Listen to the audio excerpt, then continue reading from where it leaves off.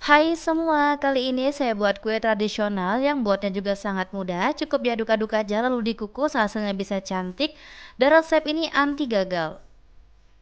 Bolu kojo kukus ini rasanya beneran enak, manis, gurih, legit, dan lumer di mulut. Cocok banget kalau dijadikan ide jualan ataupun dijadikan cemilan bareng keluarga tercinta.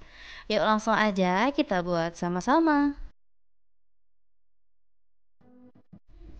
Pertama-tama siapkan pan dan air yang mendidih, lalu kita letakkan margarin sebanyak 100 gram dan ini akan saya lelehkan dengan cara ditip.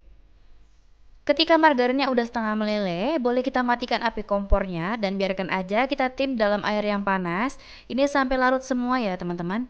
Dan gunakan ini dalam keadaan dingin suhu ruang ya teman-teman. Ini kita sisihkan terlebih dahulu.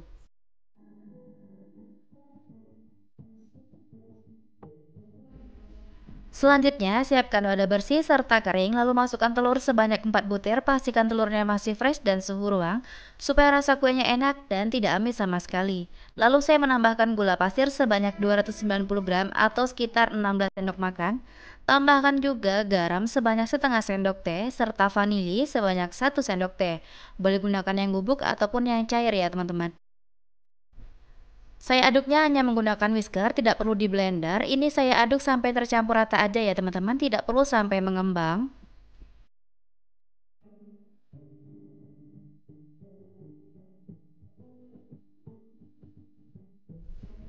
Kurang lebih saya aduk dengan whisker selama 2 menit sampai tercampur rata. Kalau udah rata, selanjutnya saya masukkan tepung terigu sebanyak setengah kilo atau sebanyak 500 gram ya teman-teman. Dan ini akan saya aduk kembali dengan whisker sampai semuanya tercampur.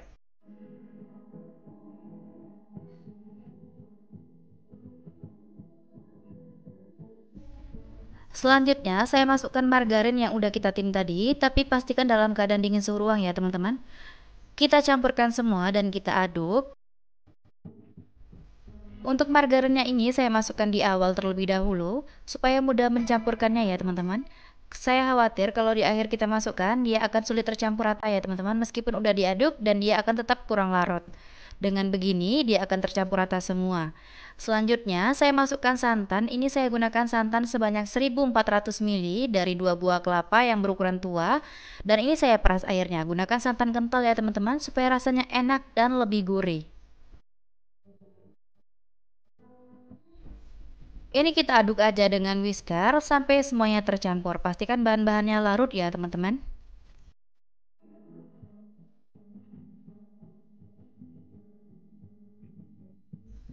Santannya ini saya masukkan secara bertahap supaya mudah mengaduknya dan tercampur rata semua. Untuk kue yang lebih awet dan tidak cepat basi, boleh santannya dipanaskan terlebih dahulu ya teman-teman. Dan gunakan santannya dalam keadaan dingin suhu ruang.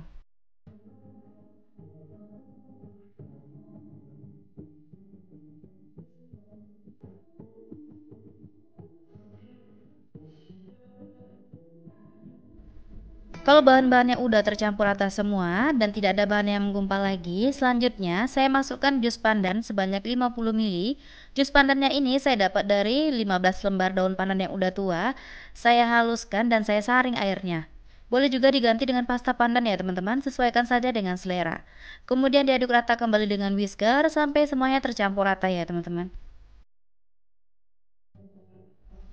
Karena menggunakan daun pandan asli, jadinya kue ini lebih wangi ya teman-teman.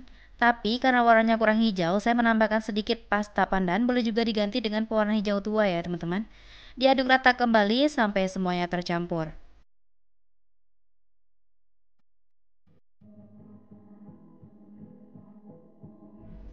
Saring adonan ini supaya teksturnya halus, tidak ada yang menggumpal ataupun bergerindil ya teman-teman. Dan kalau udah rata, sisihkan terlebih dahulu. Selanjutnya, saya siapkan loyangnya. Saya gunakan loyang tulbar yang berukuran 22 cm. Jangan lupa olesi minyak sayur ataupun margarin ya teman-teman, supaya tidak lengket. Adonannya ini udah saya saring terlebih dahulu ya teman-teman, jadi tidak ada bahan yang menggumpal ataupun bergerindil lagi. Kalau ada gelembung-gelembung yang muncul di permukaan adonan, ini dipecahkan aja ya teman-teman menggunakan sendok, supaya nanti hasil kuenya lebih mulus ya teman-teman. Kalau udah, ini akan saya kukus. Pastikan jika air kukusan sudah panas dan mendidih, langsung aja kita kukus kuenya ya teman-teman. Saya kukus menggunakan api sedang cenderung kecil supaya permukaannya rata dan tidak bergelombang. Kalau gunakan kukusan biasa, boleh tutupnya alasi dengan kain bersih supaya uap panasnya tidak menetes dalam adonan. Saya kukus selama 1 jam sampai matang. Setelah 1 jam saya kukus bolu kodonya dan kuenya juga udah matang, langsung aja kita keluarkan kue dari kukusan ya teman-teman. Dan ini kita diamkan dulu di suhu ruang sampai benar-benar dingin, baru kita keluarkan dari cetakan. Karena kalau masih panas kita keluarkan kue dari cetakan, kuenya masih terasa lembek ya teman-teman. Setelah saya diamkan kurang lebih selama 3 jam, kuenya udah dingin, langsung aja kita keluarkan kue dari cetakan dan terlihat hasilnya sangat mulus ya teman-teman dan tidak lengket. Siapkan pisau potong kuenya, jangan lupa alasi dengan plastik supaya tidak lengket. Potong-potong kuenya dan kuenya siap disajikan bersama keluarga tercinta. Bagian yang paling saya suka ini adalah potong-potong kuenya, karena kuenya beneran lembut ya teman-teman, enak banget kalau dipotong.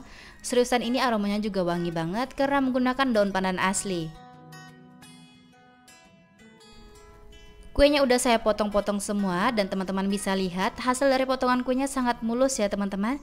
Dan ini menggoda selera banget, aromanya juga beneran wangi karena menggunakan daun pandan asli. Tekstur kuenya ini sangat lembut, kenyal dan tidak keras sama sekali ya teman-teman.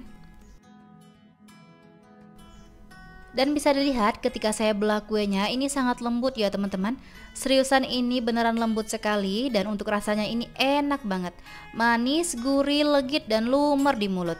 Resep ini juga rekomen banget teman-teman cobain di rumah karena buatnya juga sangat mudah dan anti gagal. Juga cocok dijadikan ide jualan ataupun dijadikan cemilan. Terima kasih sudah menonton video saya. Semoga videonya bermanfaat. Selamat mencoba. Sampai jumpa di video selanjutnya.